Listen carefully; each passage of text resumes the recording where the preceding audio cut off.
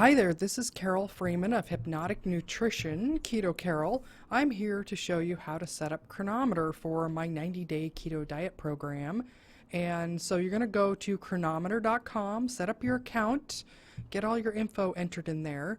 And then from this main page, the main screen, you're going to go over to this profile tab and scroll down just a bit and you're going to see nutritional targets. For the energy, that's going to be your calories for each day. It's going to automatically set this up for you. What I recommend, though, is that you leave your minimum calorie that it sets for you, and then you change the maximum to something higher than what they recommend. This is a psychological trick that I found works really, really well. So I would change this amount to maybe 2,500, 3,000, something that's higher than what you would ever eat. It basically sets it up so that you never have that feeling of, oh my gosh, I'm running out of calories. On a ketogenic diet, you don't really need to worry about calories much at all. And I found in the beginning that when I was entering foods throughout the day and it started giving me a warning that I was getting close to running out of calories, it made me hungrier. And so what I found was just change this amount so it's something higher than what you're ever going to eat, and you'll never run out of calories, and you'll fix that psychological part of that. All right, so energy, you want that visible. That's going to be default checked right there. And that's all we're going to do on this tab. Click on over to the vitamin tab. There isn't anything that we're going to do on this tab. Haha. All right, so minerals. We do want to do something on here because we want to set our sodium up enough.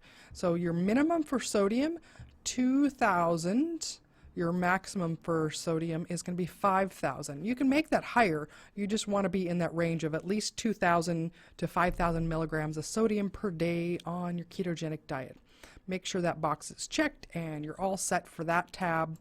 Now for carbohydrates, here's how I recommend that you set this up so that the colors on your diary page come out correctly. So for total carbs, that's this first line. Put 20 as your minimum and 20 for your maximum. Now this doesn't actually mean that you need to eat at least 20 grams, but I find that the setting, the way that the colors will show up, come up best if you do 20 and 20. So don't worry about that. You can eat anywhere between 0 and 20 grams of carbs, but I've just found that this sets it up so that the colors on the front page look nice and pretty and work with what your goals are. So make sure that's checked. In the beginning of our keto diet program, I recommend that you uncheck net carbs. You can leave fiber on there if you want to, but fiber you want to set your minimum at 0 and your maximum at 20. Again, this is just the way that I find that it sets up correctly so that it looks good. All right, and that's all on the carbohydrates tab. On your lipids tab, those are your fats.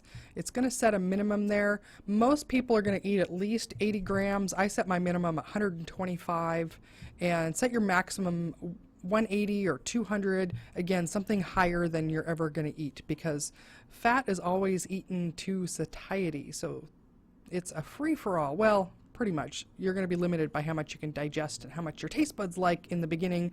So set this 125 to 180 is going to be pretty good for you. Now your protein here, I suggest for women a minimum of 60 grams and a maximum of 120, and this is going to be pretty good. And then you're also going to be wanting to check the first one, so visible for protein, uncheck all the other amino acids, because at this point you really don't need to worry about that. Speaking of that, let's go back to that lipids tab. And for this one, I would uncheck cholesterol. That one is default checked.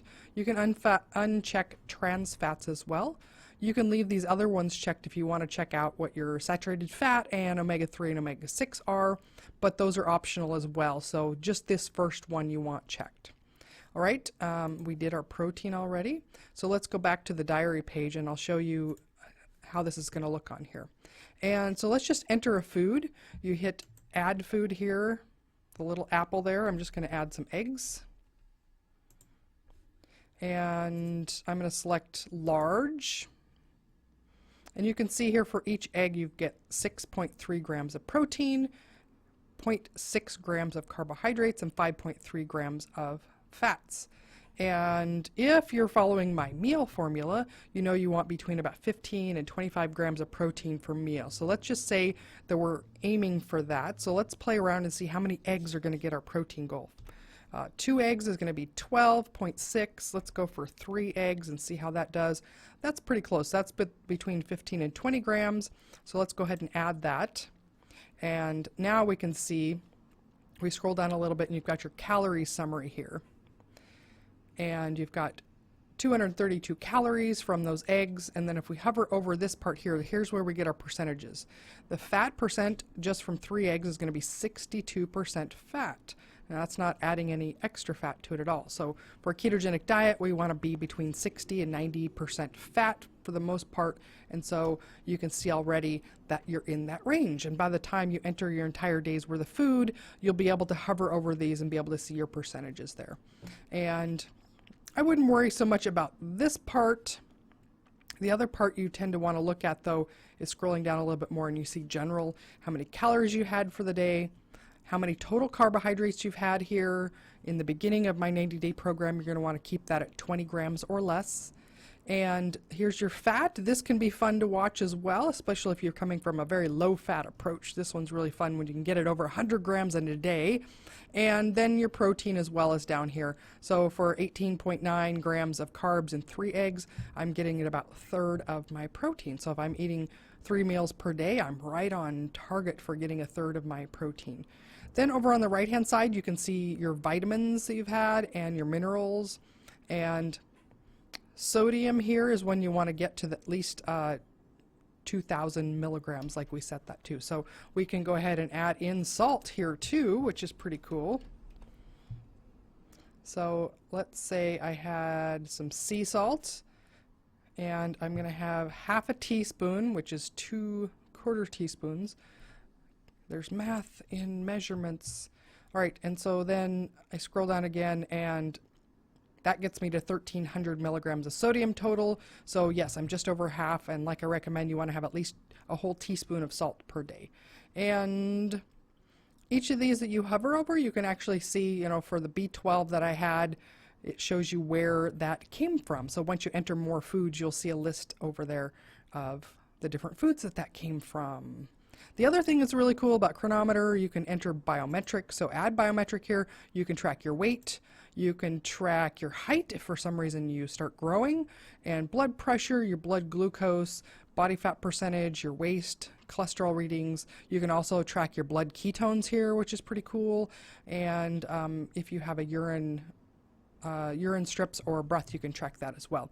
And when you track those, whenever you measure them, you're going to get to be able to go to the trends and see graphs and charts of change over time, which can be really helpful. So that is how I set up Cronometer to fit with my 90-day keto diet program. And thanks for watching. All right, bye.